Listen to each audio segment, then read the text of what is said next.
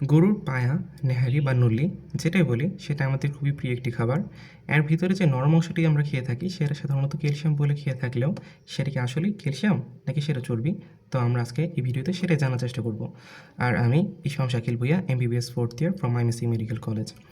তো প্রথমেই হাড়ের ভিতরে যে নরম অংশটা থাকে সেটির নাম হচ্ছে বোন ম্যারো বা বাংলায় বলি অস্থিমজ্জা। এই অস্থিমজ্জা মেনলি দুই টাইপের হতে পারে, একটা হচ্ছে লাল অস্থিমজ্জা আর একটা হচ্ছে হলুদ অস্থিমজ্জা।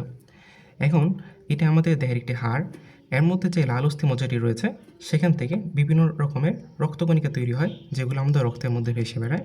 আর যে হলুদ বোন মেরুটি থাকে সেখানে চর্বি জমা হয়ে আমাদের খাদ্য সঞ্চয়ে সাহায্য করে থাকে।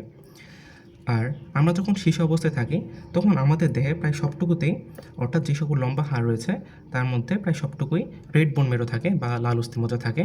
পরবর্তীতে যখন আমরা আস্তে আস্তে বড় হই এবং প্রাপ্তবয়স্কে পরিণত হই তখন সেটি প্রায় সবটুকুই হলুদ অস্থিমজ্জা দিয়ে চেঞ্জ হয়ে যায়। এখন আমাদের দেহের একটি টেন্ডেন্সি রয়েছে যে যখনই সেটা সুযোগ পায় কোনো একটা জায়গায় সেখানে চর্বি বা খাদ্য সঞ্চয় করে রাখতে চায়, যাতে সেটা পরবর্তীতে যখন আমরা খাবার পাবো না অথবা কোনো একটা বিপদের সময় যাতে আমরা কাজে লাগাতে পারি। এখন তার মানে দাঁড়াচ্ছে যে আমরা আমাদের দেহের মধ্যে লম্বা হাড়ের মাঝখানে যে ফাঁকা জায়গাটি থাকে সেখানে হলুদ অস্থিমজ্জা দিয়ে পুরোটি ভর্তি হয়ে যাচ্ছে। আর আমরা জানি হলুদ অস্থিমজ্জায় মানে হচ্ছে প্রায় মেনলি চর্বি। অ্যাকচুয়ালি এখানে প্রায় 80% মতো থাকে চর্বি, 15% মতো থাকবে হচ্ছে পানি, আর আর বাকি 5% মতো থাকে বিভিন্ন রকমের অ্যামিনো অ্যাসিড বা প্রোটিন। এখন প্রশ্নটি হচ্ছে তাহলে ক্যালসিয়াম কোথায় থাকে? ক্যালসিয়াম থাকবে হচ্ছে হাড়ের শক্ত অংশে, যেটা কিনা আমরা নর্মালি খেতে পারি না। তো সেখানে হাইড্রোক্সি অ্যাপাটাইট নামে একটি যৌগ গঠন করে এবং সেখানে ক্যালসিয়াম, ফসফেট এগুলো জমা থাকে।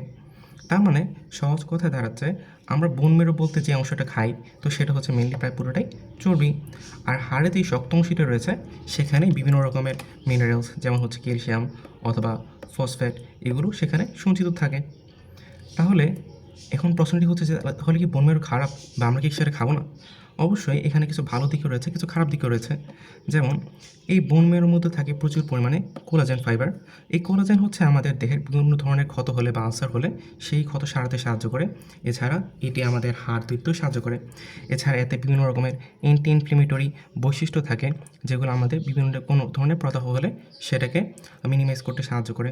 এছাড়া এতে থাকে বিভিন্ন ধরনের অ্যামিনো অ্যাসিড, যেমন স্পেশালি থাকে গ্লাইসিন, যেটা আমাদের বিভিন্ন টাইপের ক্ষত হলে অথবা কোনো ধরনের ড্যামেজ হলে সেটা সারাতে সাহায্য করে। কিন্তু এছাড়াও বিভিন্ন টাইপের ক্ষতিকর জিনিসও থাকে, যেমন এতে থাকে প্রচুর পরিমাণে কোলেস্টেরল, যেটা অতিরিক্ত মাত্রায় গেলে আমাদের দেহে বিভিন্ন টাইপের ক্ষতি করতে পারে। এছাড়া থাকে স্যাচুরেটেড ফ্যাট, যেগুলো আমাদের কার্ডিওভাস্কুলার রিস্ক, অর্থাৎ আমাদের হার্টের বিভিন্ন রোগ হলে সেগুলোকে আরও বাড়িয়ে দিতে সাহায্য করে। তার মানে এর মধ্যে কিছু উপকারী দিকও রয়েছে, কিছু অপকারী দিকও রয়েছে। এখন যদি আমরা সেটাকে অল্প পরিমাণে খাই তাহলে সেটি কিন্তু আমাদের যে সকল ভালো কাজ রয়েছে অর্থাৎ আমাদের দেহের বিভিন্ন রকমের উপকার করবে। কিন্তু যদি সেটাকে আমরা অতিরিক্ত পরিমাণে খাই কিংবা যাদের বয়স বেশি তারা যদি অতিরিক্ত পরিমাণে খায় তাহলে কিন্তু তাদের বিভিন্ন রকমের সমস্যা তৈরি হতে পারে। তাহলে আমরা সেটা মজার জন্য খাবো, কিন্তু অতিরিক্ত ক্যালসিয়ামের সাপ্লিমেন্ট বলে আমরা সেটা খাবো না। তাহলে আজকের ভিডিও এই পর্যন্তই। ধন্যবাদ সবাইকে।